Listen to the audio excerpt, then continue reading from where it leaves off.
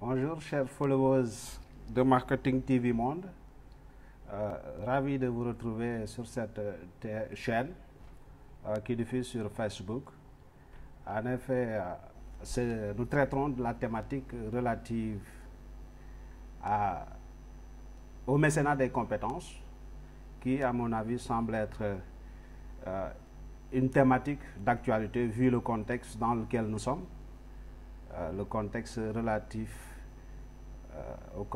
à la Covid-19, à cette maladie, cette pandémie qui est venue ébranler l'ensemble des certitudes qui étaient fondées, qui étaient là, auxquelles les gens croyaient vivement, notamment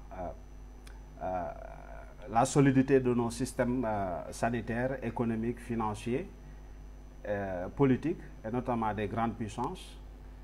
Cette petite maladie qui est venue balayer toutes les certitudes auxquelles les gens ont cru être vraiment inébranlables. Donc, excusez-moi, quelques petits réglages relatifs.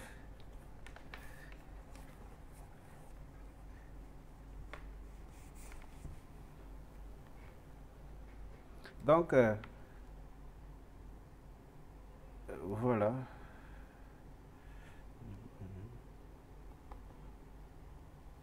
Excusez-moi un petit instant. Oui. Donc, nous disions que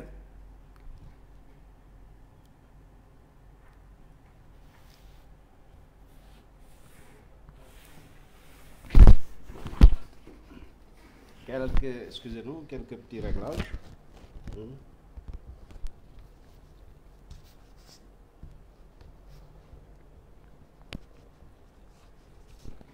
Donc, nous disions que cette pandémie est venue éclabousser les certitudes que les grandes puissances, auxquelles les grandes puissances prenaient comme des credos. À cet effet, le monde, à l'heure actuelle, doit s'arrêter et faire une petite réflexion par rapport à son évolution, notamment sur tous les plans relatifs à l'économie, au social surtout, et à la politique. Parce que l'appétence effrénée du gain a poussé les pays à ne se soucier que de l'aspect financier des activités humaines et économiques, et non de l'aspect social. Cette maladie est venue battre en brèche ces considérations pour solliciter les dirigeants, les leaders du monde à revenir sur leur manière de faire et de mettre l'homme au centre du dispositif.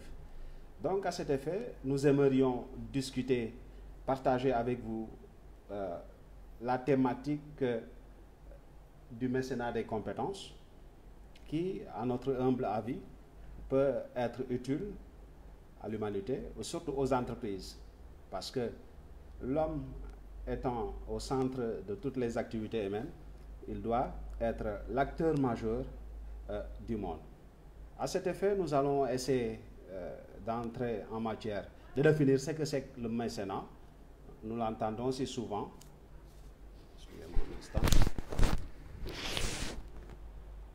Oui.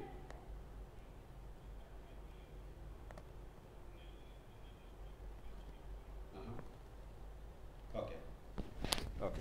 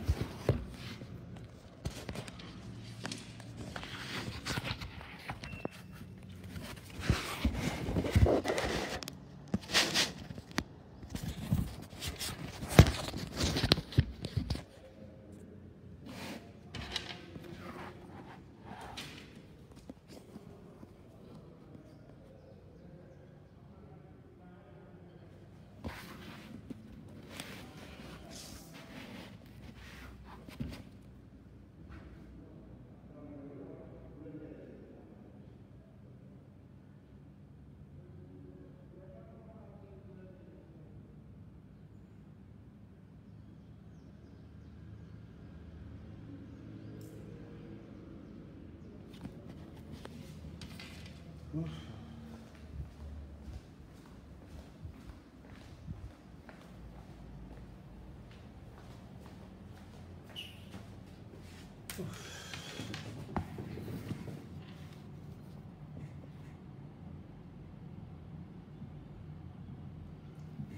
en le tenant verticalement, je ne parviens pas à me voir.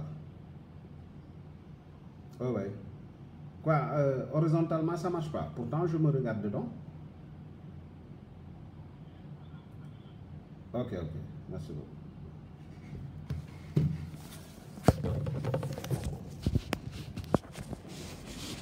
Donc, excusez-moi de ce petit incident technique, hein, pour juste améliorer la qualité de l'image. Donc, je disais que ce contexte, l'environnement, l'écosystème mondial nous oblige à faire un break, à nous arrêter pour voir en réalité, nous poser les questions pour voir où est-ce que nous mettons les pieds.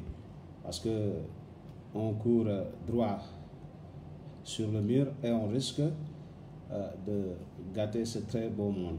Donc, je disais que nous allons traiter de la thématique relative au mécénat des compétences. Nous n'avons pas, bien entendu, la science infuse ni la prétention de régler les problèmes de ce monde, mais nous allons contribuer, montrer comment cette thématique, ce concept de mécénat des compétences peut jouer un rôle important dans la société actuelle, dans les sociétés humaines. Donc, à cet effet, nous allons essayer de camper les concepts, les paradigmes liés au mécénat des compétences et leur utilisation dans la société actuelle. Donc, nous pouvons retenir que le mécénat est un dispositif mis en place par les entreprises afin d'offrir, de faire des dons sur le plan matériel, financier et sur le plan immatériel, notamment des compétences, à un organisme d'intérêt général. Donc, le mécénat des compétences, par contre, est le fait qu'une entreprise met à la disposition d'un organisme des salariés lors de leur temps de travail à un intérêt général. Autrement dit, une entreprise X qui sent le besoin d'un organisme d'intérêt public tel qu'un orphelinat, tel que un musée, délègue par exemple un de ses salariés vers cette entreprise tout en continuant à garder les liens contractuels avec son salarié, mais en payant le salarié. Cependant, il y a des mécanismes, des dispositifs qui sont mis en place par le législateur, par notamment la fiscalité, pour offrir des avantages à une telle entreprise. Retenez que ce dispositif s'organise sur deux aspects. Notamment un aspect qui est lié à une prestation, c'est-à-dire que l'entreprise peut décider de transférer ou bien de déléguer un salarié à un organisme public bien déterminé, moyennant une rémunération. Ou autrement, l'entreprise peut décider de mettre à la disposition d'un organisme public à but, à intérêt général, un de ses salariés qu'il paye, qu'il rémunère, sans une contrepartie. En retour, dans certains pays où ce concept est bien développé, notamment la France, l'entreprise bénéficie des mesures fiscales très intéressantes, notamment par exemple en lui accordant 60% de fiscalité, de retenue fiscale, jusqu'à 5,5% de la TVA, du moins du bénéfice avant TVA. Donc ce sont des avantages fiscaux autant pour moi, qui sont offerts aux entreprises en vue de se lancer dans ce mécénat de compétences. On peut retenir que justement l'environnement, l'écosystème actuel n'est pas le même avec celui que nous avions vécu, bien entendu. Les managers, notamment les gestionnaires, ont essayé de suivre l'évolution des différentes générations et des salariés, en quelque sorte. Les salariés, leur parcours après la Deuxième Guerre mondiale jusqu'à nos jours, ils ont pu classifier pour ceux qui ont appris le management de la génération X. Après la génération X, ils ont parlé de la génération Y.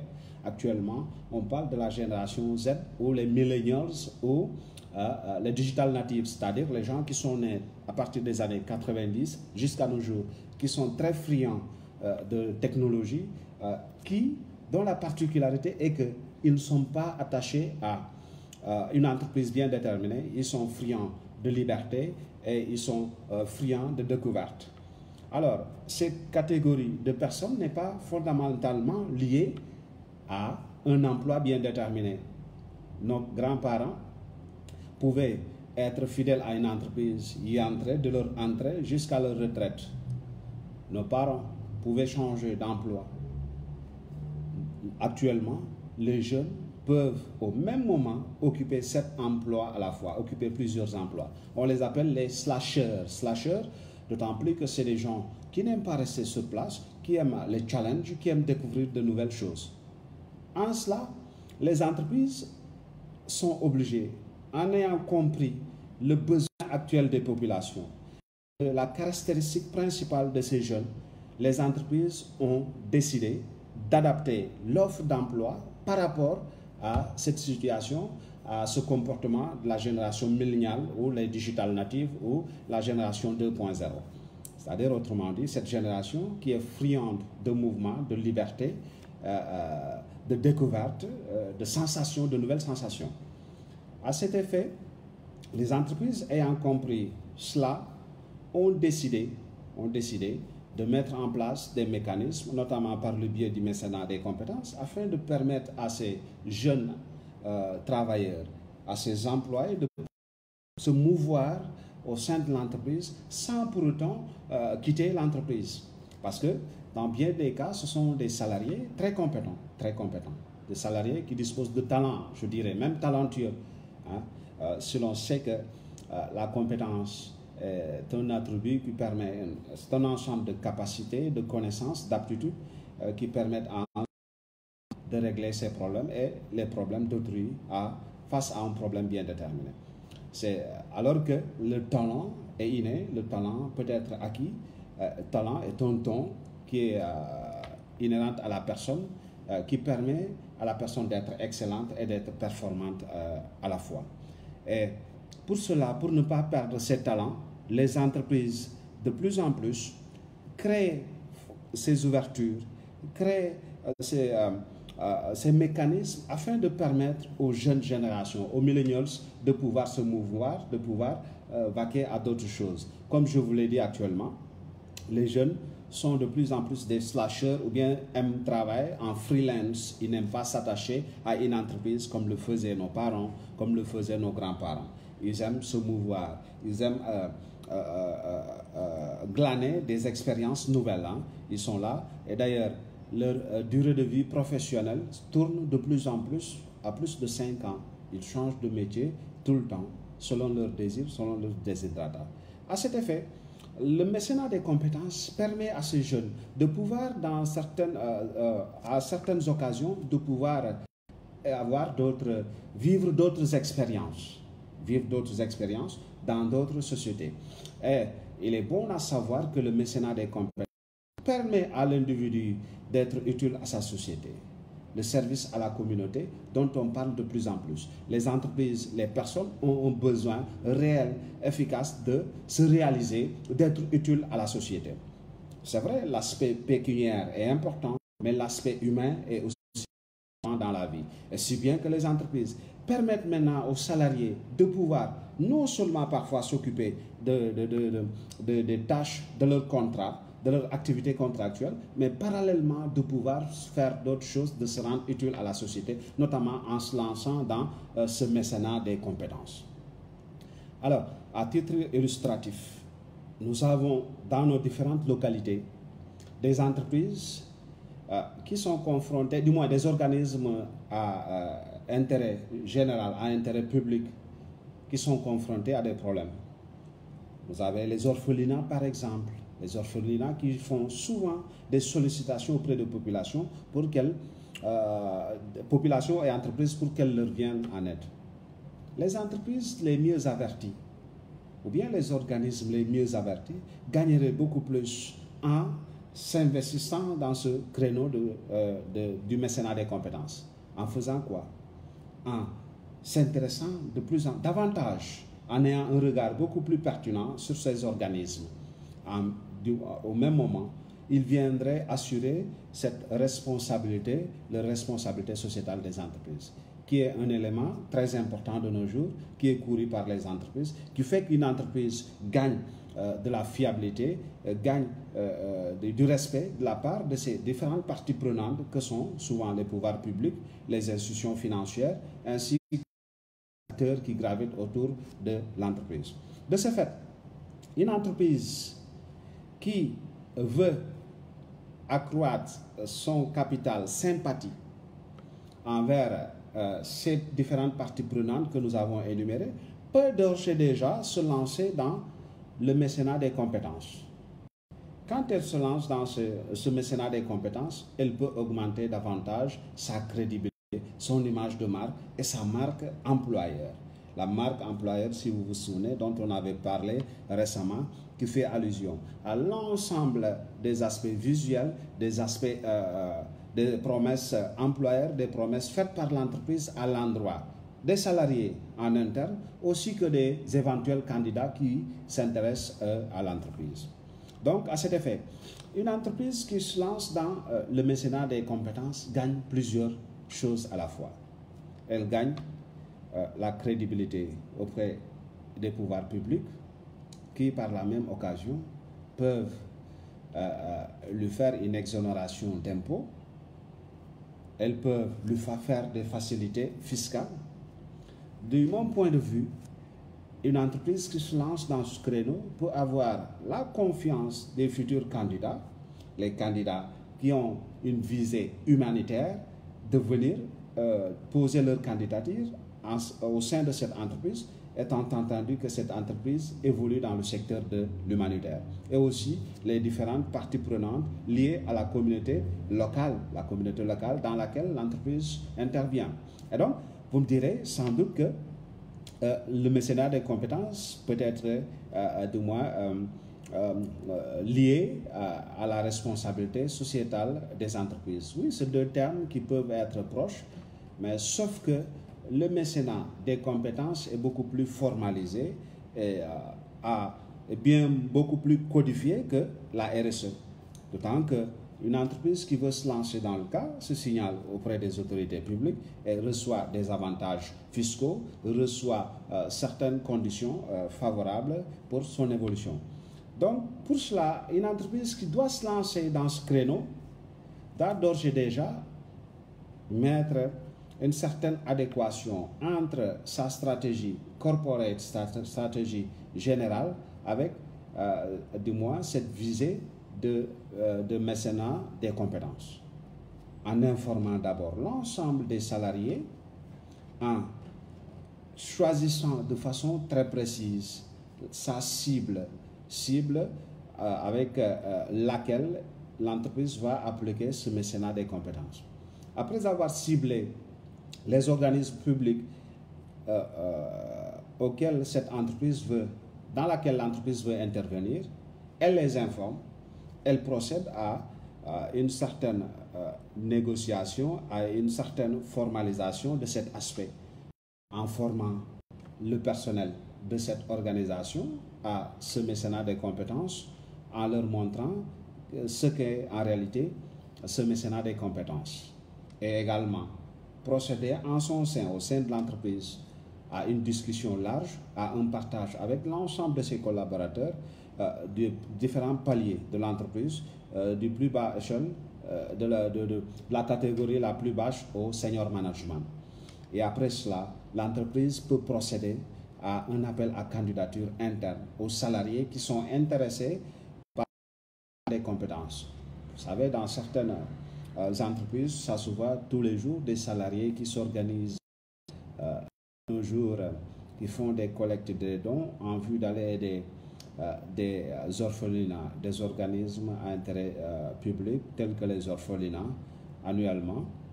Les entreprises dont les salariés s'activent dans ce créneau peuvent formaliser cela en leur proposant le mécénat des compétences de façon beaucoup Supposons qu'un orphelinat de la place, ou bien un dara de la place, est confronté à des difficultés.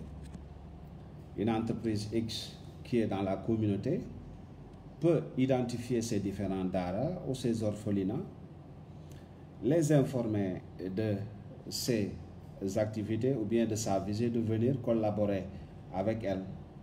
Mais au préalable, l'entreprise doit informer les autorités publiques, notamment la Direction générale des impôts et d'autres domaines, pour que tous les dons en nature, en espèces, en compétences soient énumérés en vue de profiter de ces avantages fiscaux. Donc, entreprises qui identifient ces cibles, les entreprises, du moins les organismes à but, à intérêt général, l'entreprise maintenant essaie de réaliser un partenariat avec cette organisation en vue éventuellement de mettre en place cette démarche. Et après seulement, elle peut procéder à ce mécénat des entreprises qui consiste par exemple à prendre, si le dara ou bien si l'orphelinat a besoin par exemple d'un comptable pour mettre ses états financiers en ordre, l'entreprise peut lancer un appel à candidature interne afin que les comptables ou bien les salariés qui ont le profil requis puissent poser leur candidature afin d'aller travailler en externe au sein de ces organismes à intérêt général. Donc, à cela, l'entreprise identifie les profils intéressés et choisit le meilleur profil en vue de l'envoyer dans ces organismes. Bonjour Abou Laïndiaï, salut, comment allez-vous? Donc, à cet effet, il est, comment s'appelle-t-il? Il les oblige à y aller, du moins il choisit les profils nécessaires après les avoir bien informés de ce qu'il en est, de sa volonté de réaliser ce mécénat des compétences, d'envoyer les salariés en leur sein. Et ces salariés qui iront dans le dara ou bien dans l'orphelinat seront considérés comme des salariés de l'entreprise. Ils recevront les rémunérations et les traitements qui leur sont dus et sans pour autant qu'ils ne soient détachés définitivement de l'entreprise. Ils continuent à être des salariés de l'entreprise, ils sont payés et ils bénéficieront des avantages. En cela, cela peut être enrichissant en expérience, peut être enrichissant sur plusieurs aspects. Comme je vous l'avais dit tout à l'heure, la jeunesse actuelle, du moins les générations Z, sont des générations très, très dynamiques et très mobiles, qui aiment partager plusieurs expériences. Ces profils peuvent être intéressés, ces profils peuvent être les mieux indiqués pour pouvoir faire le mécénat des compétences. Donc, je vous avais bien parlé de cette génération slasher, qui n'aime pas rester sur un emploi pendant bien longtemps, sur un poste pendant bien longtemps. Et à titre illustratif, nous voyons aujourd'hui la naissance de nouveaux corps de métier, de nouveaux métiers qui sont fondamentalement mobiles, mouvants, qui n'aiment pas être dans des cadres très formels tels que les entreprises comme nous les connaissons, qui ont, Bernadette Sambou, bonjour au passage, qui sont là et vous les voyez tous les jours chez eux, qui ont un bon ordinateur avec lequel travailler et qui restent à la maison tout le temps et qui pourtant assurent des prestations pour plusieurs entreprises. À les rencontrer souvent, on a l'impression qu'ils ne sont pas actifs, mais en réalité ils sont en activité, mais tout en restant chez eux. Parce qu'à un même moment, ils font des prestations pour plusieurs entreprises parce qu'ils ont ce besoin ou bien ce ressenti de liberté, de mouvement, et que, étant des gens foncièrement indépendants, qui sont friands de liberté, ils n'aiment pas s'attacher à une entreprise, ils n'aiment pas faire carrière dans une entreprise bien déterminée. Donc, sur ce, l'entreprise qui devrait se lancer dans le mécénat des compétences devrait faire recours à ces profils de candidats. Parce que c'est des gens qui aiment souvent qui ont une fibre humaine très développée et qui aiment vivre de nouvelles expériences dans d'autres cadres, dans d'autres écosystèmes différents de ceux de l'entreprise. Donc l'entreprise, en identifiant de façon formelle les personnes ou bien les profils qui sont intéressés, peut les disposer, peut les transférer dans cette organisation à intérêt général afin qu'ils puissent être utiles, qu'ils fassent valoir leurs compétences dans ces entreprises. Je vous disais actuellement que la période dans laquelle nous sommes, notamment cette année 2020, qui sans doute sera gravée à jamais dans la mémoire des consommateurs. Bonjour Étienne, soyez le bienvenu. Donc, je disais que, effectivement, l'environnement, l'écosystème dans lequel nous sommes, où les gens sont mus par cette maladie, où les gens sont omnubilés par cette maladie, je dirais bien qu'on peut la qualifier, comme le disaient les latins, les romains, d'annus horribilis, c'est-à-dire d'année horrible 2020. 2020 sera gravé à jamais dans la mémoire des Sénégalais et du monde entier, parce que ça c'est venu ébranler, 2020 a ébranlé toutes les certitudes auxquelles les gens étaient fondés, hein, et que le facteur humain devient de plus en plus quelque chose d'important. L'homme reste la seule constante, la seule certitude. À cet effet, les entreprises qui voudraient gagner le cœur de leurs consommateurs, de leurs usagers, doivent obligatoirement, je dirais, procéder à un rapprochement ou bien à utiliser des mécanismes, des dispositifs tels que le mécénat des compétences pour gagner le cœur de leurs usagers.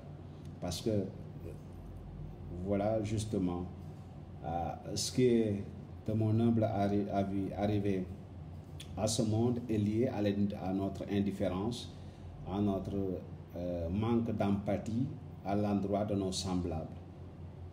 L'humanité en était venue à l'appétence démesurée du gain, de la richesse, de l'argent, sans se soucier de son prochain.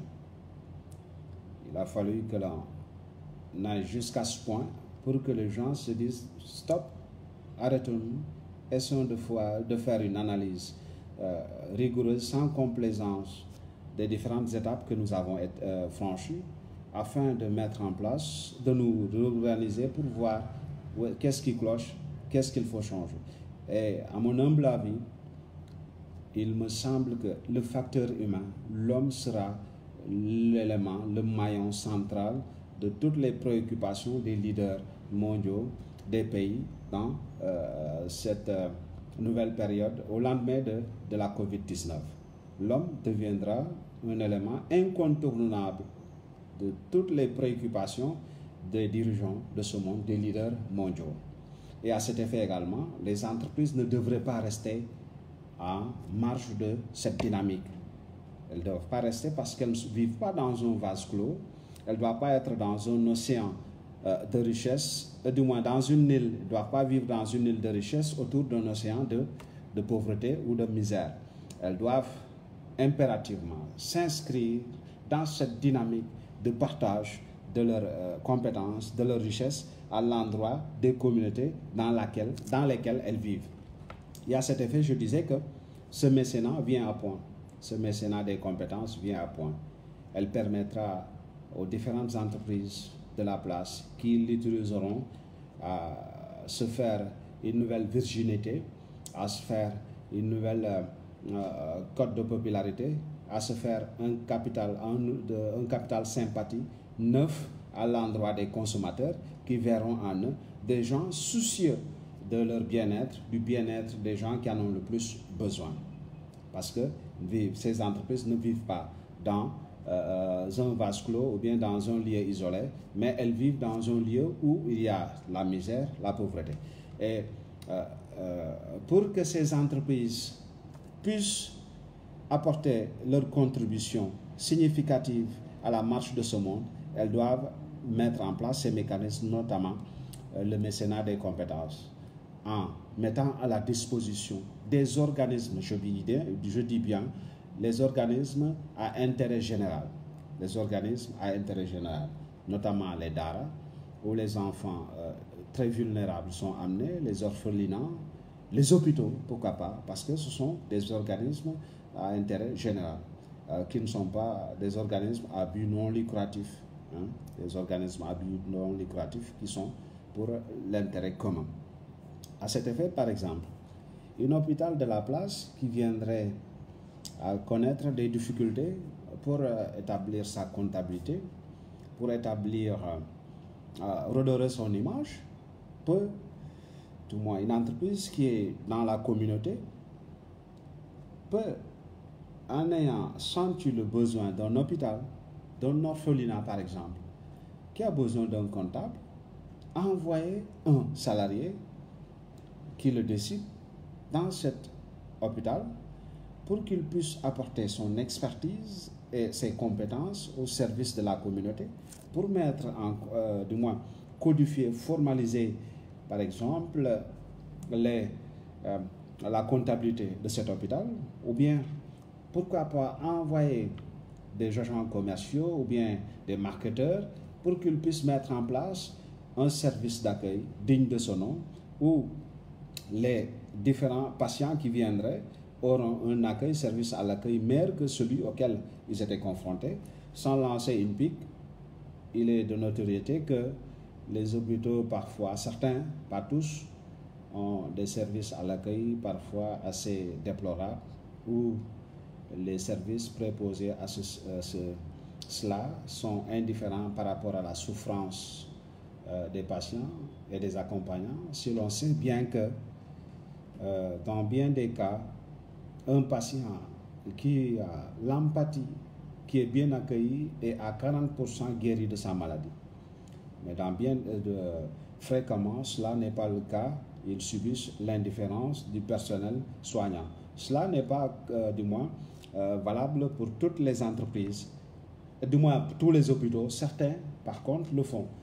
Une entreprise qui voudrait se lancer, par exemple, dans le mécénat des compétences peut, à cet effet, envoyer ces agents qui ont une certaine expertise dans l'accueil, venir les envoyer dans ces réceptacles hospitaliers afin qu'ils puissent former le personnel préposé à l'accueil à la relation clientèle, par exemple. La relation clientèle, parfois très mauvaise, qui n'est pas formalisée, qui n'est pas des meilleurs, pour que, par exemple, ces salariés qui ont une expertise en gestion de la relation clientèle puissent venir exercer, leur former, leur montrer comment les choses se déroulent normalement, afin d'avoir une certaine empathie ou bien une certaine estime de la population environnante, des usagers. Un cas illustratif, malheureusement très désolant. À l'heure actuelle, nous voyons qu'il y a un désamour entre les patients, entre les populations et les hôpitaux publics. Avec le Covid-19, les malades rechignent même à venir respecter le rendez-vous, par crainte d'être maltraités ou bien d'être assimilés injustement à des malades de la Covid-19, du fait parfois de la négligence de certains agents sanitaires qui ne font pas le travail comme il se doit. Par contre, si nous sommes un entrepreneur, si nous sommes une entreprise soucieuse du bien-être des populations, de la communauté locale dans laquelle nous sommes, on peut d'ores et déjà procéder à mettre en place ce dispositif de mécénat des compétences pour que, par exemple, les agents qui ont une certaine expertise d'aller d'aller dans ces hôpitaux bénévolement, former les salariés, du moins préposés à ce service. Abdoulaye Ndiaye, est-ce que vous posez la question à savoir, est-ce que les fondations d'entreprises peuvent être appelées du mécénat? Elles font du mécénat. Elles font du mécénat, ces fondations d'entreprises, M. Abdoulaye Ndiaye. Mais dans bien des cas, cela n'est pas formalisé. Parce que je vous ai dit que ces entreprises gagneraient mieux à formaliser leur processus de mécénat des entreprises en le faisant bénéficier des avantages fiscaux de la Direction générale des impôts et des domaines. Elles bénéficient aussi de l'estime des populations. Elles le font à titre informel. Vous voyez souvent des salariés qui, lors des périodes de Ramadan, s'organisent, font des collectes de dons qu'ils vont distribuer gracieusement aux orphelinats, aux daras. C'est bien, c'est du mécénat, mais ce n'est pas formalisé. Cela aurait été mieux s'ils avaient formalisé, par exemple, en envoyant, en codifiant cela, en mettant cela dans leur stratégie corporate annuelle et en envoyant, par exemple, des salariés dont l'expertise peut être utile, du moins, à ces entreprises. Donc ça existe, elles le font, les fondations, telles que beaucoup d'entreprises, telles que qui évoluent. Nous connaissons un grand opérateur de téléphonie mobile qui a une fondation très grande, très connue au Sénégal, qui a pignon sur lui, qui intervient dans ce cadre. Mais les autres qui le font également le font de façon officieuse. Elles gagneraient à rendre visibles ces opérations. Parce que le monde dans lequel nous sommes doit être un monde de savoir auquel le savoir doit se faire savoir. Nous sommes dans un monde où le savoir doit se faire savoir. Quand on procède à des actes de ce mécénat, et par la même occasion, on devrait par la même occasion formaliser ce cadre, le rendre visible, communiquer là-dessus, pour que les gens qui l'ignoraient le sachent.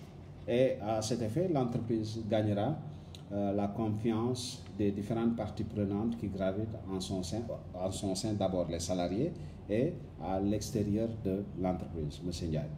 Donc je disais, pour revenir à des cas beaucoup plus pointus, notamment chez moi au sud, à Oussouye, nous avons des organismes à but à intérêt général, tels que les orphelinats, très connus, qui sont là, qui sollicitent les populations pour qu'elles viennent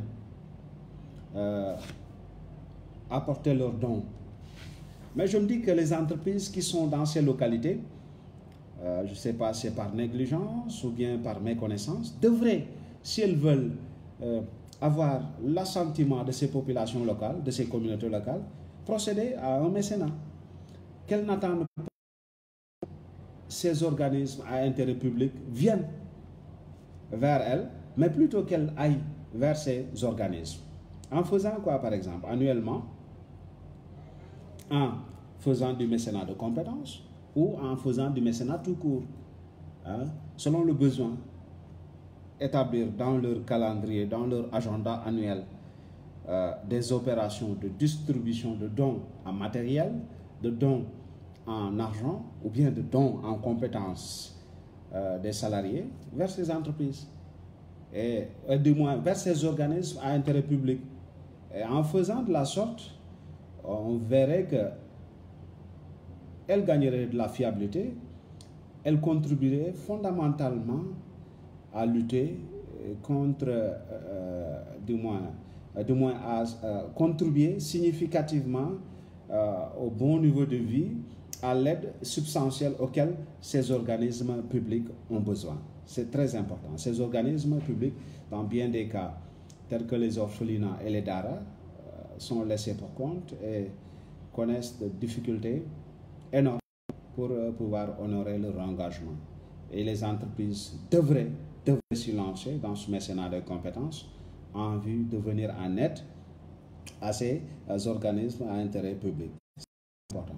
Et donc, pour ce faire, je fais un petit appel aux entreprises qui sont dans ces localités, qui sont établies dans ces communautés locales, d'aller vers ces organismes afin de pouvoir faire quelque chose qui ne contribuerait qu'à augmenter leur code confiance, leur empathie et leur capital sympathie. Le capital sympathie de leurs consommateurs qui existent dans ces zones à l'endroit de ces entreprises.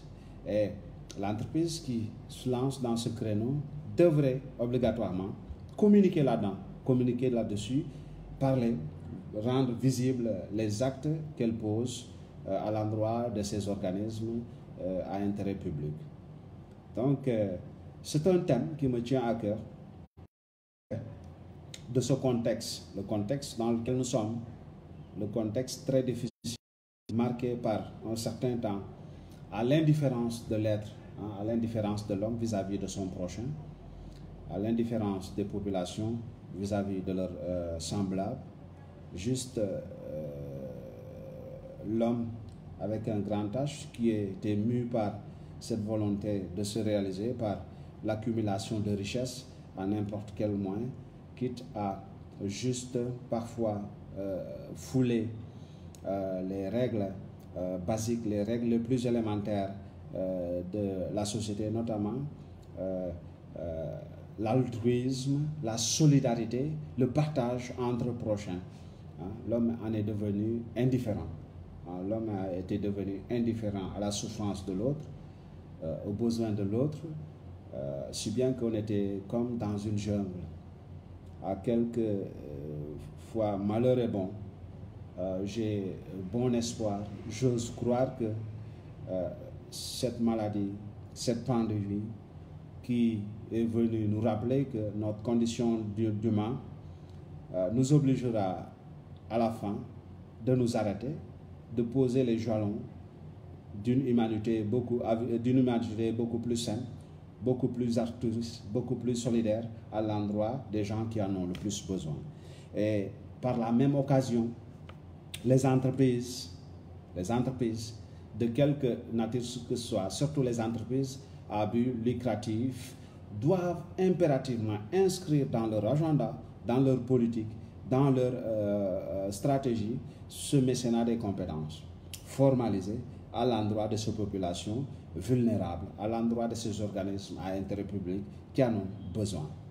Voilà donc, chers followers de l'illustre chaîne Marketing TV, c'était un grand plaisir de dévisser sur cette thématique relative au mécénat des compétences, espérant que chacun de quelque bord qu'il se situe pourrait tirer un intérêt et en faire usage dans le domaine où il est. Merci de votre charmante attention, tout en vous disant de ne pas baisser les bras par rapport à cette situation de pandémie, d'être beaucoup plus regardant, et tout en espérant vous revoir tout prochainement. C'était un grand plaisir de partager cette petite thématique avec vous. Merci de votre aimable attention.